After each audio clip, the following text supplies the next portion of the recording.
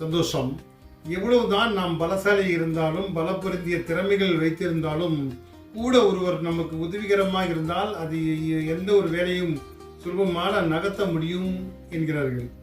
ஒரு முறை ஒரு சிறுவன் ஒரு பெரிய பாறைக்கல்லை தள்ளிக்கொண்டே இருந்தான். தூரத்தில் இருந்து அவனுடைய தந்தை வேடிக்கை பார்த்து கொண்டே இருந்தான். எவ்வளவு முயன்றும் அவரால் அந்த பாறைகளை நகர்த்த முடியவில்லை. தந்தை அருகில் சிரித்துக் கொண்டே வந்தார். ஏன் மகனே, உன்னால் பாறைக்கல்லை தள்ள முடியவில்லையா? ஆமப்பா, என்னால் தள்ள முடியவில்லை. உன் முழு பலத்தை பயன்படுத்தினாயா? ஆமப்பா, முழு பலத்தை பயன்படுத்திதான் இந்த பாறைக்கல்லை நகர்த்துகின்றேன், ஆனால் நகர மாட்டேன் என்கிறது என்றாராம்.